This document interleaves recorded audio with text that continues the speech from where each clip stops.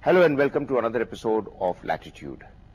Relations between Pakistan and Afghanistan have begun to get from bad to worse, with Pakistan's forces allegedly opening fire not just on Afghan army troops but Afghan refugees on a crossing point near the Khyber Pass at Torkham on the Pak-Afghan border. Pakistan wants Afghanistan to accept the Durand Line as the boundary between the two countries, but the Afghans have always been reluctant to accept that. A recently revealed set of documents by the former Afghan chief of intelligence has exposed Pakistan's decades-old sinister design of training and inducting the Taliban into Afghanistan to carry out acts of terror, including those against Indian missions. But relations between Pakistan and Afghanistan had begun to improve in the last 1 year, when the new Afghan president Ashraf Ghani made efforts to mend fences with Pakistan. Ghani had also agreed to take action against the Taliban groups that Pakistan had blamed for the massacre of their school children on the 16th of December 2014.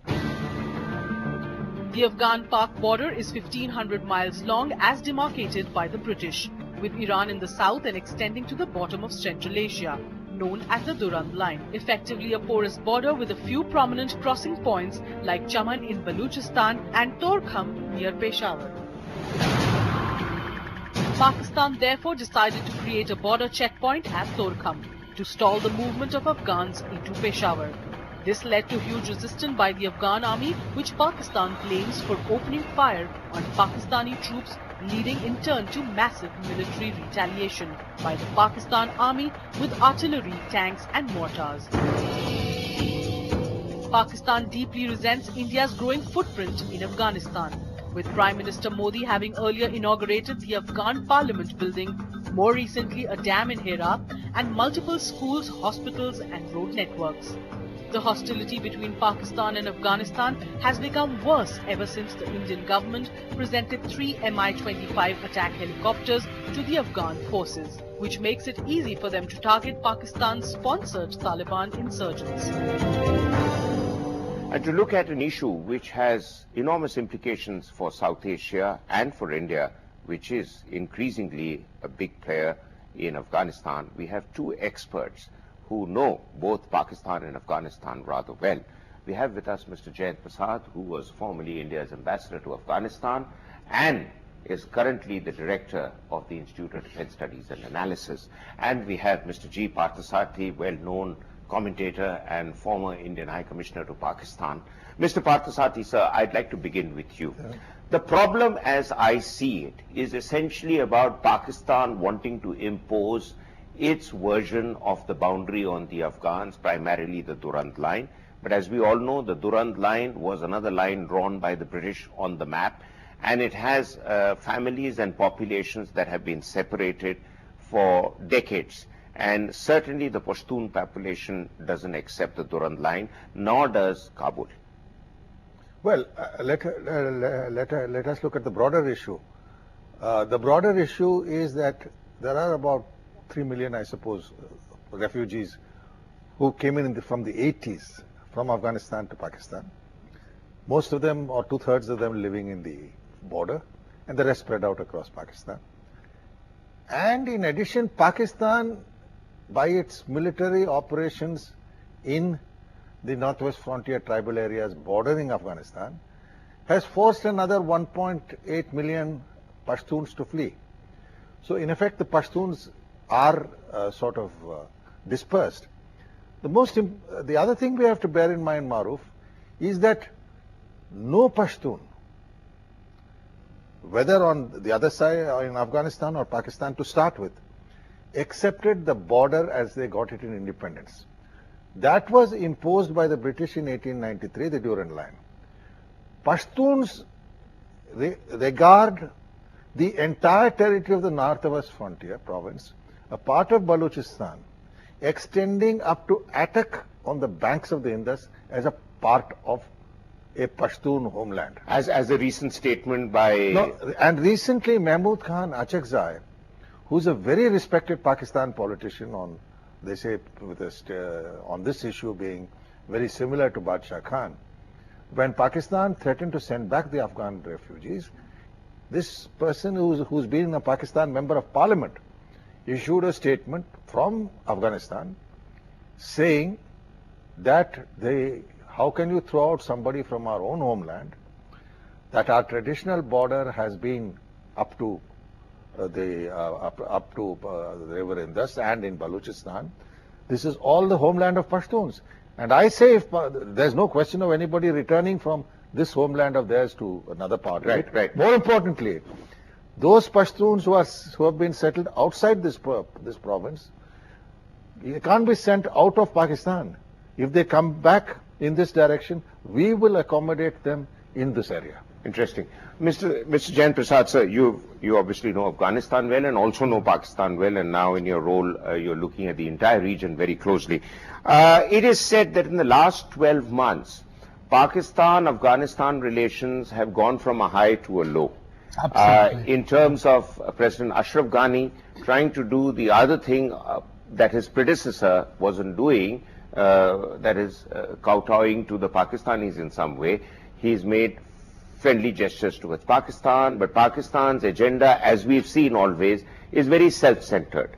And it continues to make promises on which it doesn't deliver. And Ashraf Ghani has obviously been put off. Right. Would you like to elaborate? Well, Ashraf Ghani started exactly as you said he started. And the grand gesture he made to Pakistan, the most significant one was exchanging dossier of all the information that the Afghan intelligence had on people who were creating trouble for Pakistan within Pakistan. And he did so in expectation of three things. You know, when he first went to Islamabad, he landed there, and the reception committee constituted by Sattar was taken aback, because from there he drove straight to GHQ Rawalpindi. He went there, he later explained, because he knew that the source of the problems that he had lay with the dual use agency, which was at the same time fighting terrorism and supporting terrorism. So he made three requests to Rahil Sharif. None of the three materialized. One was, please don't let the 2015 summer campaign begin. Please take action against the Haqqani network, and please deliver the Afghans who are part of the Quetta Shura for the peace talks. These peace talks were held last year in Murree on the 7th of July, and a week later it came out that Mullah Omar, who was supposed to be backing the peace talks, had been dead already for a period of 27 months. So there has been a huge denouement so far as President Ashraf Ghani is concerned. And now, if you see his statement at the Warsaw summit of NATO, it was very hard-hitting. The Pakistanis have reacted in a very hostile way to it. He said that Pakistan, contrary to promises, is still making the distinction between good and bad Taliban. And he said that you cannot solve insurgency or terrorism without support and sustenance and sanctuary coming from the neighborhood. And he appealed to all neighbors of Afghanistan to support the sovereignty of Afghanistan, hinting thereby that Pakistan actually has been subverting that sovereignty and territorial integrity. Interesting, sir. I mean, and that's the way Pakistan operates. But quickly, sir, the 1,500-mile-long Durand Line is a border which is unregulated. It's certainly not acceptable to the Afghans. Pakistan wants to push that. But even in the 1990s, the Pakistan-installed Taliban regime in Afghanistan didn't recognize the Durand Line. So what is really the way forward now? Because collectively, whether it's Torkham or Chaman, these are a handful of crossing points where Pakistan wants to have a symbolic presence. But a lot of the other border doesn't have any fencing or anything. So why do people need to come through a gate? They can walk through the open area. No. The very purpose of putting that gate, that's the route which most people crossing the border take, it's very convenient, was seen by the Pashtuns as an effort to say that the border lies on that, in that area, which no Afghan will accept. And therefore, the Afghans retaliated, and it turned out into an armed fight in which there were casualties on both sides. But the larger issue is, as Ambassador Jayant Prasad said, Pakistan's support for the Taliban, and even they have not recognized the Durand Line. The reason is, it is in Pakistan's interest to have a destabilized, weak Afghanistan ruled by its proteges, so that they don't again make the claim of the border. The border, no, all Pashtuns, you remember Khan Afzal Ghaffar Khan, he's not buried in Peshawar. After he died, his body was taken across the Durand Line and buried in Jalalabad. Interesting. That was a symbol that as a Pashtun, I do not recognize this border. Yeah, now, and that sort of symbolism is coming because of Pakistani actions, because it attacked its own Pashtuns of the Tehreek-e-Taliban, whom it had created and supported, and they are on the other side of the border, and they don't recognize, and even they don't recognize it. Right. Mr. Prasad, sir, a quick question. And Pakistan has been stirring up trouble in Afghanistan for decades. And it is not just limited to border incursions, not just limited to support of Taliban or other insurgent groups. And the Afghans obviously realize that, and they know that this is one of the pressure tactics that Pakistan uses. What other pressure tactics do Pakistan use on Afghanistan? You know, the pressure tactic which is the most effective, unfortunately till now, has been to persuade some of the bigger benefactors of Afghanistan to scale down the level of assistance they are providing to build up the Afghan National Army, which has been reduced to a constabulary with personal infantry weapons. They have no enablers, no protected surface mobility, no medical evacuation, no intelligence, and some of that is now beginning to be remedied. And there is a little bit of a shift which is very troubling for Pakistan, because you know, the drones that the United States has deployed over there aggressively since 2009 had always got the Taliban leaders in Pakistan under surveillance and within striking distance. And but they have never struck before. But the recent killing of Mullah Mansoor just outside Quetta, where the Quetta Shura is supposed to be based, that shows a significant departure. The other departure is that President Obama, in his last meeting with President Hamid Karzai in Washington, D.C. over 2 years ago, had declared that they don't consider Taliban to be a U.S. target and that Afghanistan would have to deal with the Taliban. That has just been reversed a week ago. And now the new instructions for the U.S. commander, who has a little more latitude and a little more force with him, instead of 1,000 special operation forces of the U.S., now there are 3,000 operating in combat roles, and the U.S. Air Force is there. They have instructions to go after the Taliban.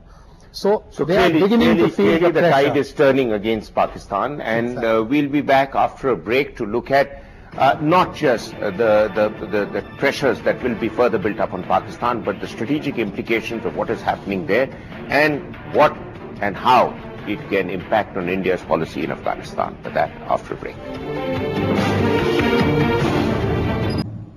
Welcome back. We continue to have our two distinguished experts and guests with us. Mr. Parthasarathy, sir, Ambassador Prasad mentioned about clearly U.S. policy turning and shifting away from its earlier kind of Nelsonian approach towards the Pakistan and Pakistan's activities. But it's also becoming I think evident to the Pakistanis that they cannot juice the US anymore, particularly after the F-16 deal was put on a hold, and the fact that the US has given India the nod to get on with the Chabahar port arrangement with Iran.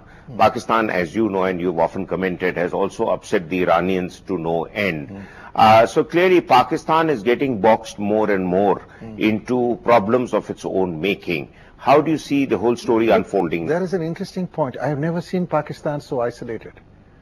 The Saudis are furious with them. The recent killings at Jeddah and Medina, and in that Holy Prophet's tomb, Pakistanis were involved. And the Saudis named Pakistanis. So with the UAE, it's as bad. Most importantly, recently there have been reports directly accusing Iran and Afghanistan of having intelligence collaboration against Pakistan. And 4 Iranian soldiers were killed by insurgents from Pakistan, and Iran has protested about it. So I think Pakistan now, and that is the reason why when Maliha Lodi spoke about human rights violations in India, nobody backed them. Pakistan even couldn't get elected to the UN Human Rights Commission, which is ridiculous. So they're totally isolated, and diplomatically, in a way, I'm glad they're taking the matter to the UN. Nobody is listening to them. So they stand exposed before the world, but we can't afford to rest, Maruf. I think since they've boxed themselves into a corner, I'm not one of those who's given to turning the other cheek. I wouldn't let them off that corner. As Ambassador Jayant Prasad said, Char Bahar is important. The Iranian connection has gone well. The Chinese may do a lot for them against India, but even they can't be too pleased with what is happening by the way of their isolation. The diplomatic pressure must continue.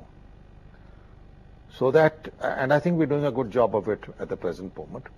Right. Ambassador Prasad, sir, Afghanistan's patience with Pakistan has clearly run out. Right. They have seen that Pakistan's whole obsession with the strategic depth in Afghanistan and wanting to control that region, wanting to send in all sorts of troublemaking elements there.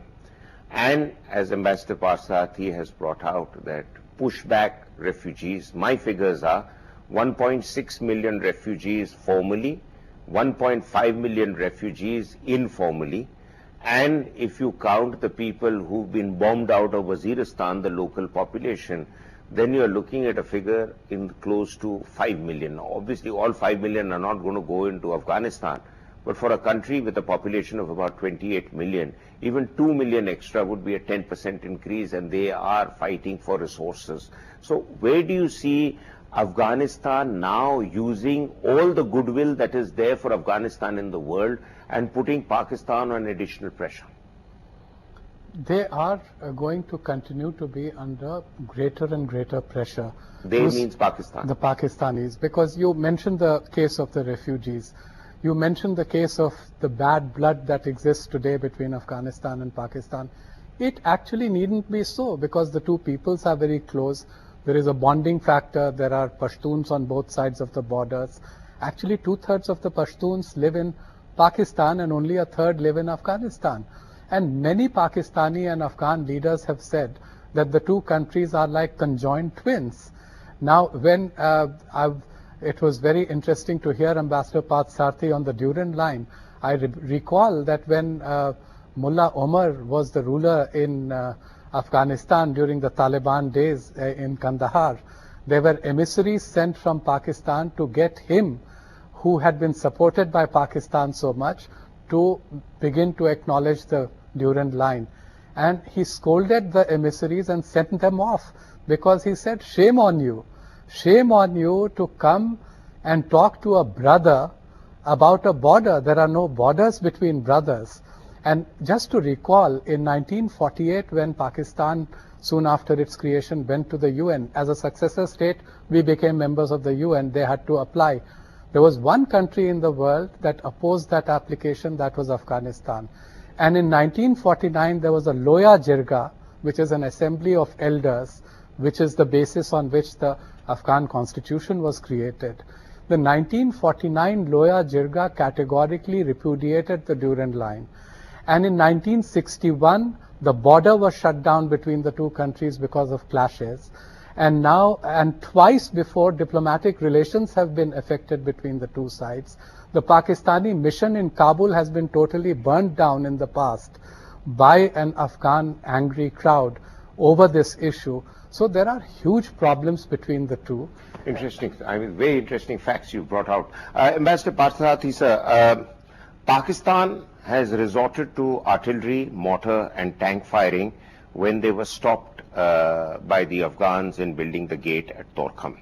Pakistan was trying to insist on formalizing the border, which the Afghans and Pashtuns don't agree to. When India was making the fencing, not clearly on what we see constitutionally our border, which goes to the border of POK with the rest of Pakistan, but even on the LOC, Pakistan did a song and dance about it and made all the objections and every effort to stop us from building the fence, despite the fact that in Suchetgarh, General Bhagat and General Hamid Khan had signed an agreement on a dotted map with all the coordinates agreeing on the layout of the LOC. So here again, double standards on the part of Pakistan, that on one thing, when it comes to Kashmir, it's acceptable to them. On its border with Afghanistan, it says don't interfere, particularly because they are obsessed with India's footprint that is increasing in Afghanistan, and they have nothing good to offer the people of Afghanistan except trouble. They fear nothing more than India. They fear Pashtun nationalism. Don't forget, 20% of the Pakistan military is Pashtun. I just want to add one point, Maruf. For too long, we have tolerated this Pakistan fiddling around with our maps. They even show Hyderabad and Junagadh as being disputed in their maps. I think the time has come when Indian maps start showing the rival claims on our maps of the Kabul border extending up to the Indus River at Attock and including parts of Balochistan and of course the whole of the northwest frontier province. And that is a disputed area between Afghanistan and Pakistan. I don't know why, all in our search for goodwill when they do all this, why we don't repay back their own coin. If Indian maps across the world start showing that entire area as disputed, it will come to the world's attention. Not just Jammu and Kashmir and all the nonsense they talk about it. But it is time we restored the status of a dispute to the Durand Line. It was set up by the British to have a defensible border. It divided people, and the Afghans never accepted it. I think, apart from anything else we do, I believe that we need to do this. That's all we have time for. We'll be back next week with another episode. Until then, goodbye. Thank you.